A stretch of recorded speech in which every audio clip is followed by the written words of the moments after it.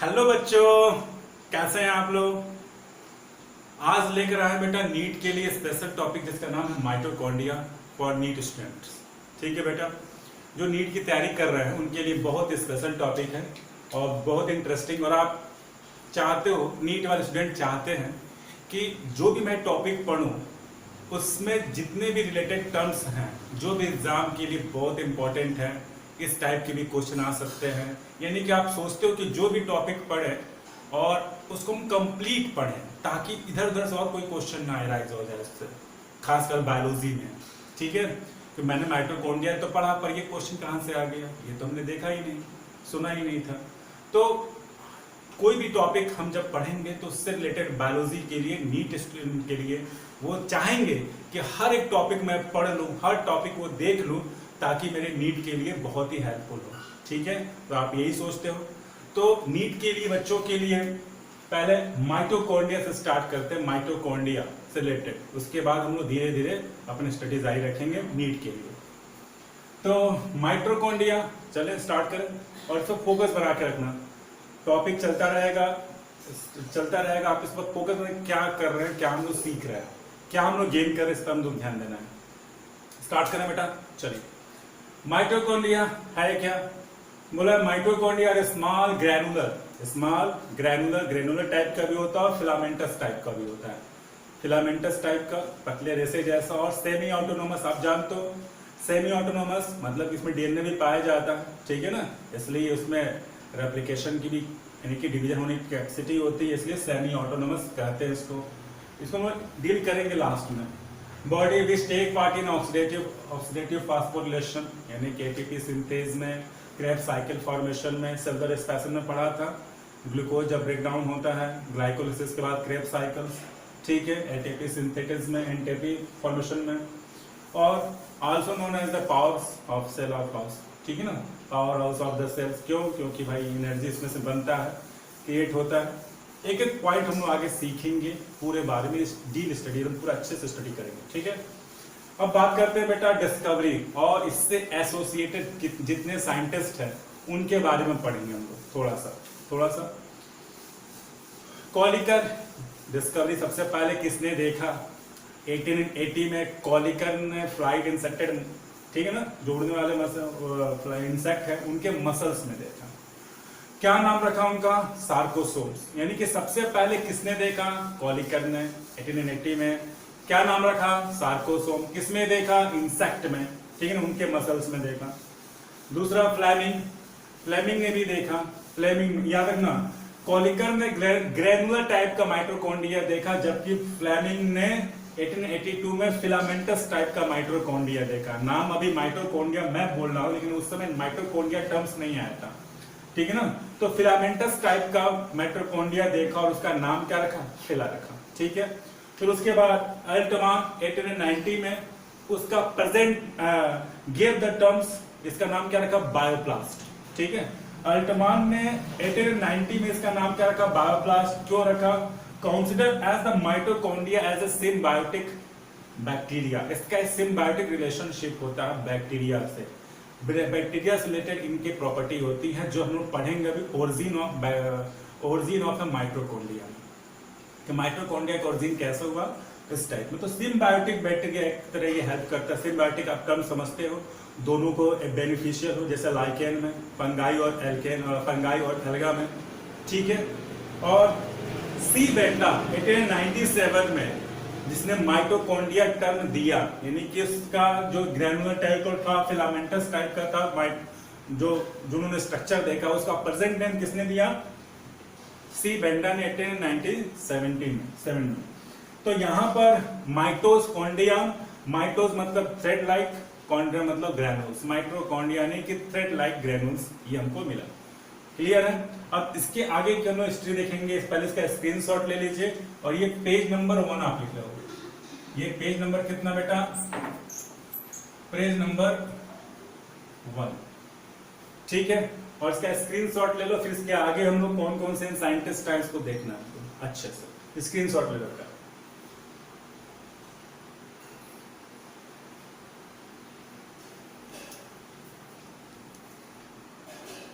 चलिए बच्चों, इसका भी स्क्रीनशॉट ले लीजिए। ये भी साइंटिस्ट हैं जो माइटोकॉन्ड्रिया से रिलेटेड है, ठीक है।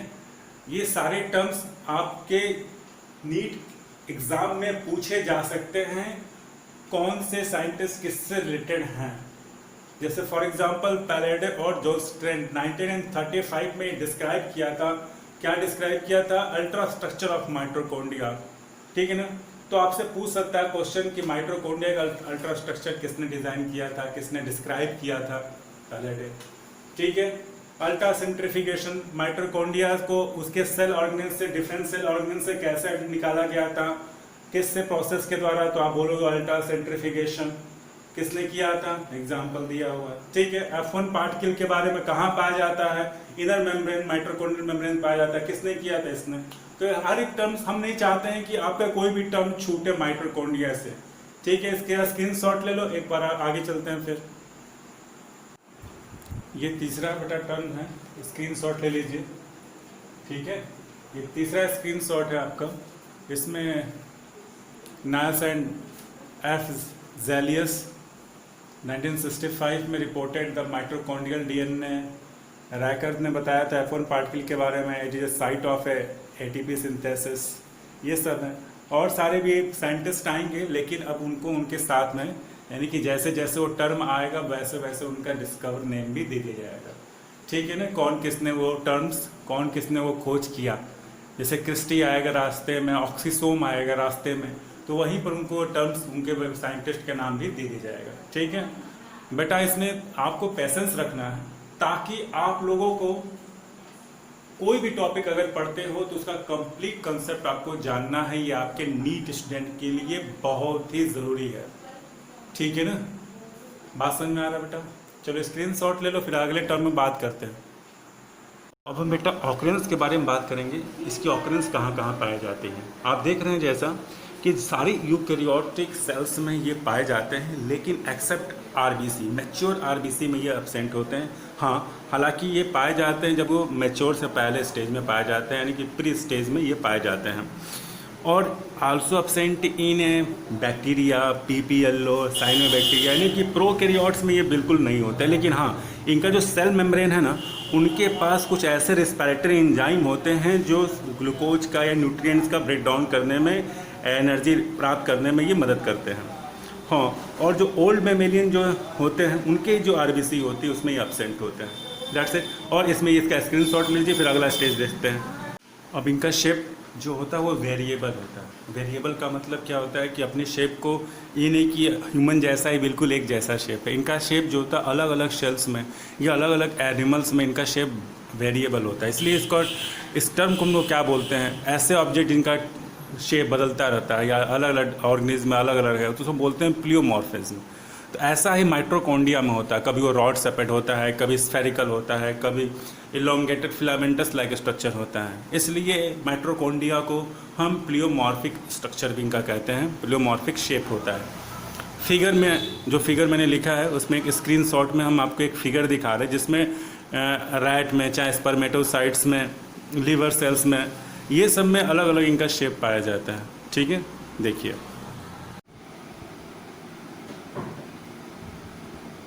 इसका स्क्रीनशॉट ले लो बेटा। आप देख सकते हैं अदर नेम्स ऑफ माइटोकॉन्ड्रिया और chondriomes. Chondriome include all the mitochondria cells, is known as the chondriome. Next एक पॉइंट है, इसको देख लीजिए। अगर रॉड सेपेट है तो उसको हम बोलते हैं क्या, कॉन्ड्रियोकॉन्ड्स। और अगर ये ब्रोकन फॉर्म में है, टूटा हुआ अगर टूट गया है तो उसको बोलते हैं कॉन्ड्रियोमाइट, ठीक है। सिंपल है। Other name of mitochondria. और कॉन्ड्रियोम टर्म कब आता है, से किसी भी सेल्स के जो भी माइटोकॉन्ड्रिया सेल्स में प्रेजेंट रहते हैं। इसका भी स्क्रीनशॉट ले लो बेटा। जैसा आप देख रहे हो, average size of mitochondria, smallest size mitochondria, largest size mitochondria. ये बहुत हेल्पफुल करेगा आपके नीड्स के लिए।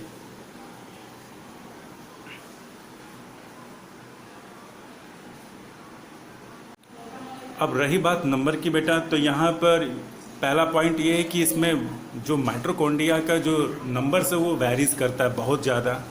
और एनिमल सेल्स में इसमें माइटोकॉन्ड्रिया की संख्या ज़्यादा होती है as compare to the plant cells. और आपको इसमें मेन बात ये देखना है बेटा कि ये number of mitochondria is depends upon the metabolic activity of the cells, right. और जितना ही ज़्यादा मेटाबॉलिक रेट किसी सेल्स का ज़्यादा होगा या किसी ऑर्गेनाइज्ड ऑर्गन का ज़्यादा होगा, उसमें ज़्यादा माइटोकॉन्ड्रिया की संख्या पाई जाएगी। जैसा नीचे लिखा हुआ नोट में, आप इसको चेक कर लो, देख लो, और उसके बाद नेक्स्ट बढ़ते हैं।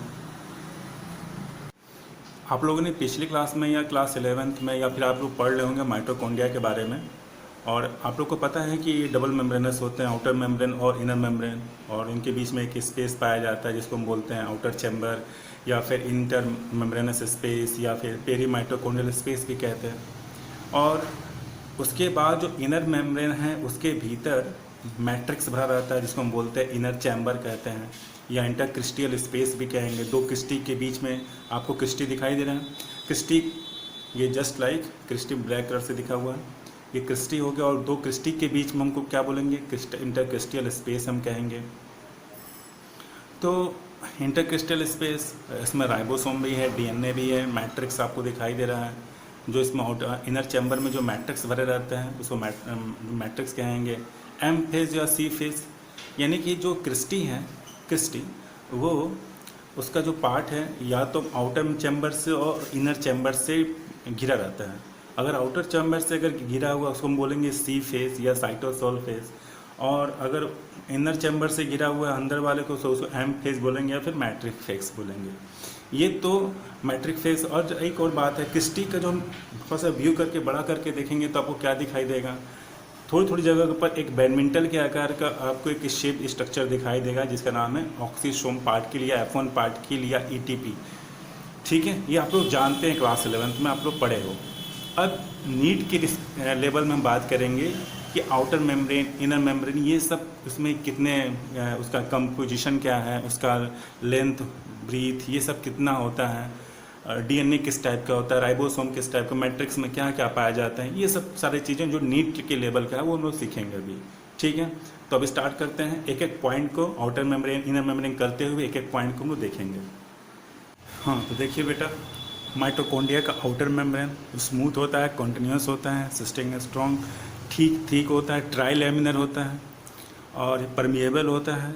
कुछ मॉलिक्यूलर वेट, जिस मतलब जो ऐसे सब्सटेंस जिनका मॉलिक्यूलर वेट जो होता है लेस देन 21,000 डाल्टन, और ये इनमें क्या होता है, एक पोरीन टाइप्स का एक प्रोटीन होता है, contain A fever protein and also enzyme, और जो लाइपोप्रोटीन नेचर का होता है। और जाहिर है कि इसमें 50% लिपिड और 50% प्रोटीन बना होता है, जबकि इनर मेम्ब्रेनस प्रोटीन में, यानी कि इनर मेम्ब्रेन में जो इनर मेम्ब्रेन होता है उसमें 80% प्रोटीन और 20% लिपिड होता है।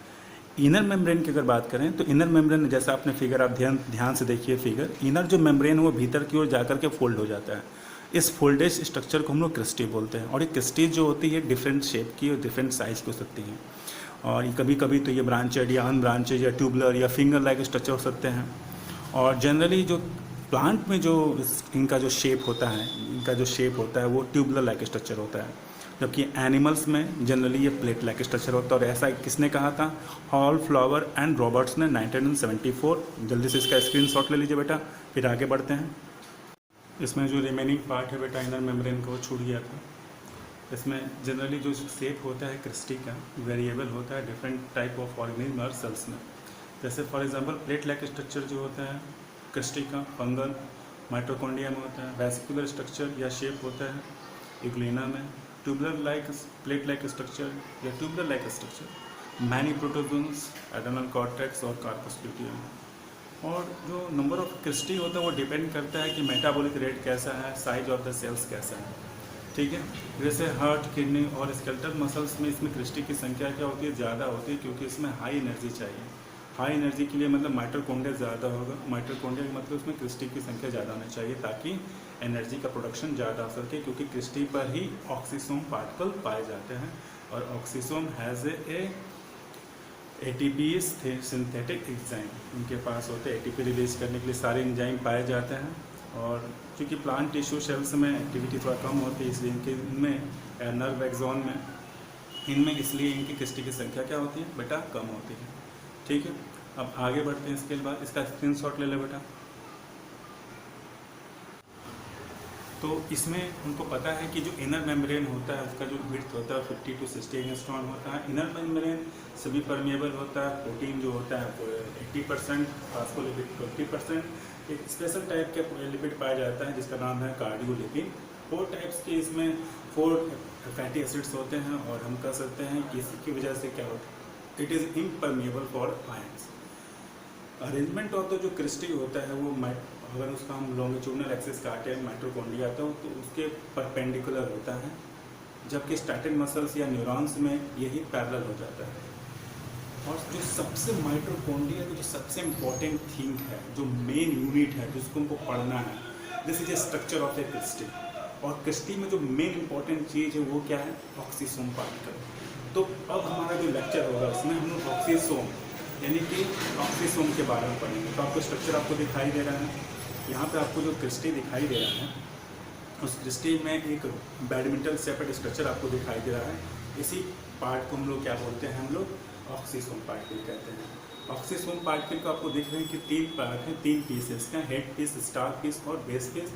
सबका अलग अलग इसका डायमीटर या विड्थ दिया हुआ है। ठीक है बेटा, यहाँ पे आपको एम फेस और सी फेस दिखाई दे रहा है। सी फेस मतलब कि पोर्शन इनर मेम्ब्रेन का जो पोर्शन है, क्रिस्टल का जो पोर्शन है अगर इनर मेम्ब्रेन से अटैच है यानी कि साइटोसोल से अटैच है, साइटोप्लाज्म से अटैच है, तो उसको हम लोग क्या बोलेंगे, सी फेस।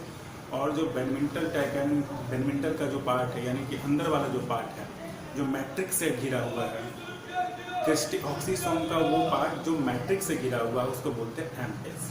ठीक है, क्लियर है। अब इसमें हम लोग चर्चा करेंगे कि ऑक्सीसोम का खोज क्या किया, ऑक्सीसोम का या अपन पार्टिकल का डिफरेंट नाम क्या है, किसने खोज किया था और इसका फंक्शन क्या है। ठीक है बेटा, जो बहुत इंपॉर्टेंट है नीट के लेवल के लिए। हाँ बेटा, अब देखो बेटा, ऑक्सीसोम यानी कि माइटोकॉन्ड्रिया का जो यूनिट होता है यानी कि functional unit of a mitochondria, यानी कि माइटोकॉन्ड्रिया का जो मेन फंक्शन है वो किस पर डिपेंड कर रहा है, ऑक्सीसोम पर। What is oxysome? ऑक्सीसोम एक पार्टिकल है, एलिमेंट्री पार्टिकल है जिसको F0 या F1 कहते हैं और इसको जनरली फर्नांडिस मोरन पार्टिकल भी कहते हैं क्योंकि इन्होंने ही खोज किया था 1961 में। और इनकी संख्या जो लगभग जो होती है प्रत्येक माइटोकॉन्ड्रिया में 10⁴ to 10⁵ होता है। और अप्रॉक्सीमेटली इसका जो डायमीटर है जैसा लिखा हुआ 85 angstrom in diameter and evenly. और जो दो जो ऑक्सीसोम जो पार्टिकल होते हैं उनके बीच का जो स्पेस होता है वो 100 एंगस्ट्रॉन होता है। और ये 3 भागों में डिफ्रेंशिएटेड होते हैं, आपको पता है, फिगर पिछले में लिखा है, बेस है, स्टॉक एंड हेड। ठीक है, और जो हेड फेस है वो एम फेस की ओर होता है, इसका साइज दिया हुआ है। और ये किससे एसोसिएटेड रहता है, ये पार्ट F1 जो पार्ट होता है वो किससे एसोसिएटेड रहता है, एटीपी सिंथेसिस में, associated with the ATP synthesis, यानी कि एटीपी के फॉर्मेशन में मदद करता है।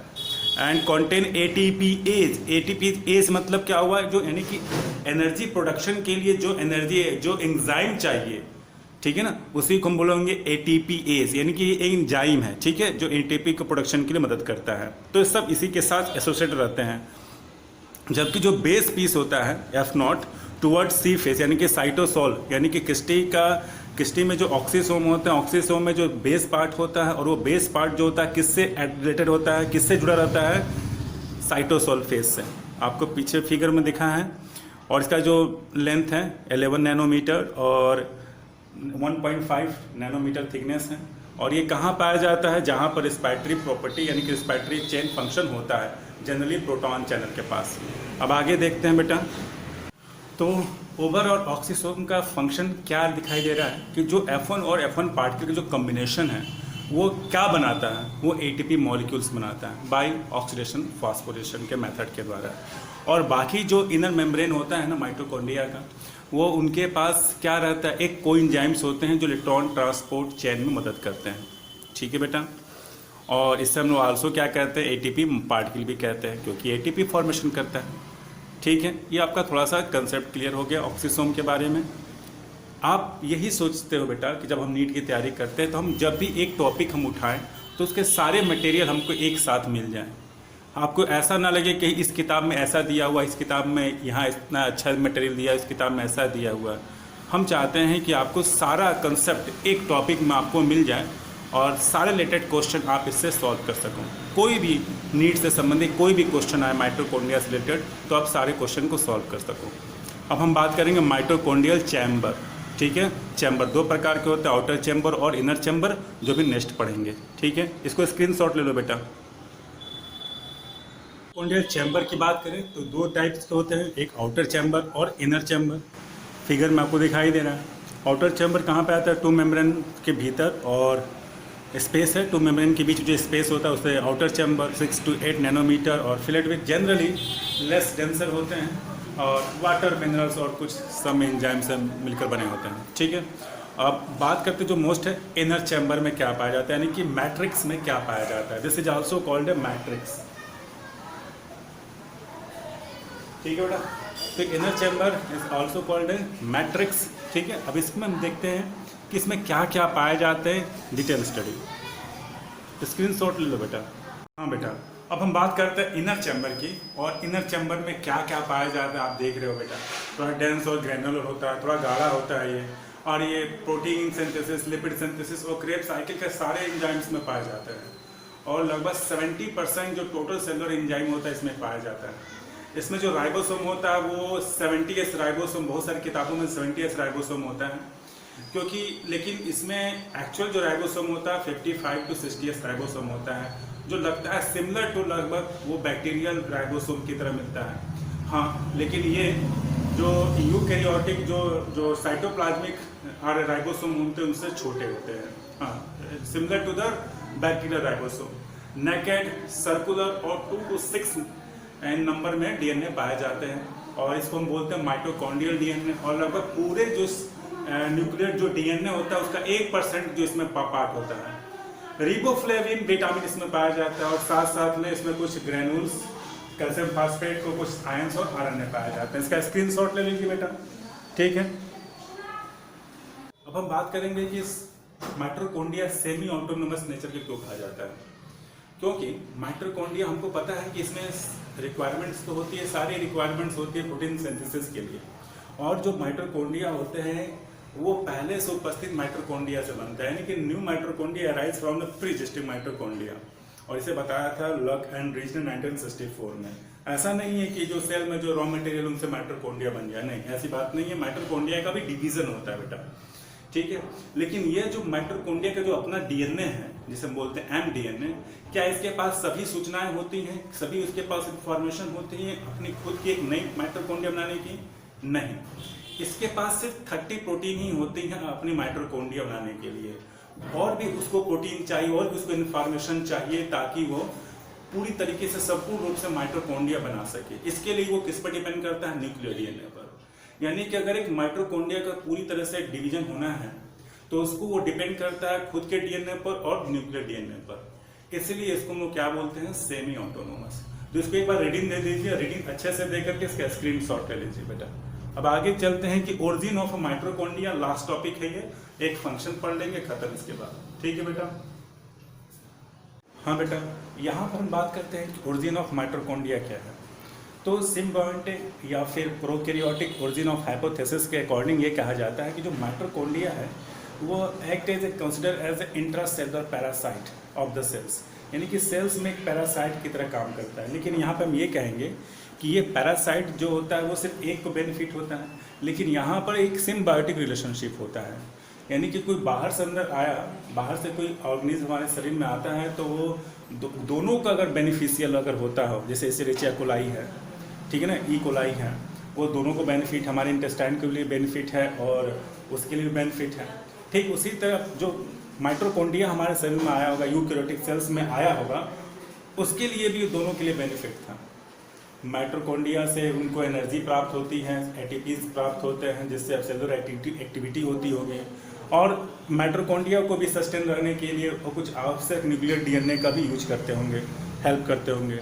और माइटोकॉन्ड्रिया सपोज किया जाता है कि बैक्टीरियल सेल से ही ओरिजिनेट किया होगा। क्यों?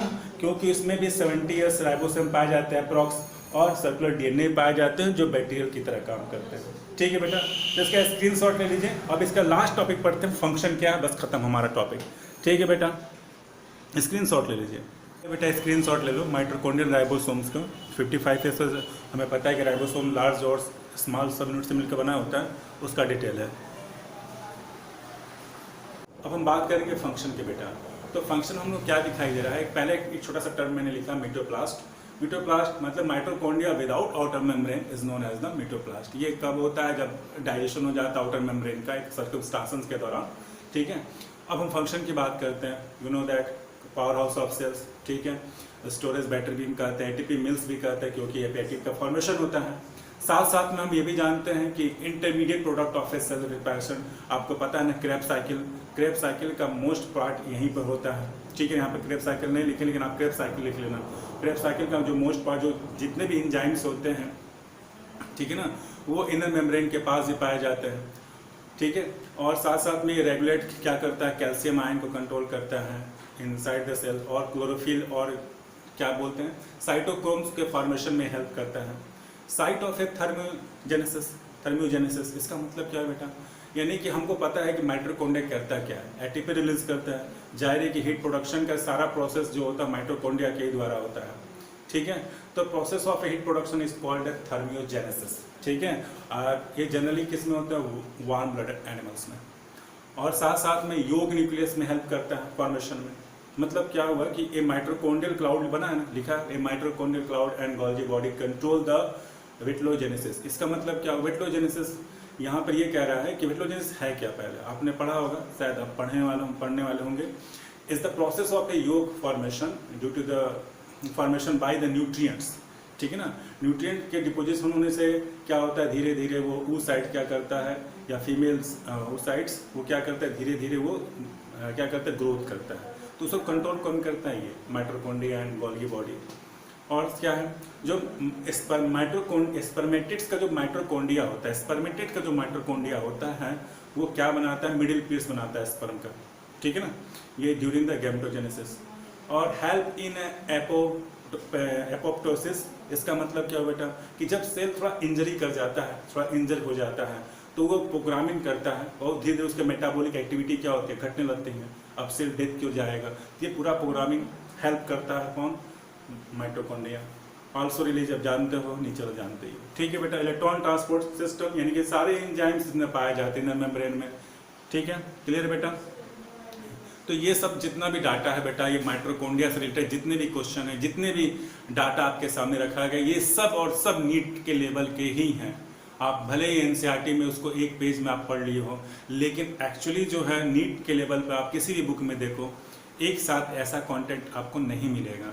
और ये सारे नीट के ही लेवल पर ही हैं। आपको लगेगा कि बहुत फास्ट है, बहुत ज़्यादा है, लेकिन नहीं, ये आपके लिए ही बना बेटा, ये सिर्फ आपके लिए बना है, नीट के लिए प्रिपरेशन वाले बच्चों के लिए ही बना है ये, ठीक है बेटा। आप जो भी कंसेप्ट पढ़ो, अब इससे अधिक आपको नहीं पढ़ना। अब ऐसा आपको कभी नहीं फील होगा कि मैंने माइटोकॉन्ड्रिया तो पढ़ा था पर ये क्वेश्चन उससे रिलेटेड कैसे आ गया, अब ये आपको फीलिंग नहीं आएगी अब, क्योंकि सारा जो रिलेटेड टर्म है, लगभग जो सारा रिलेटेड टर्म है आपको मैंने दे दिया बेटा।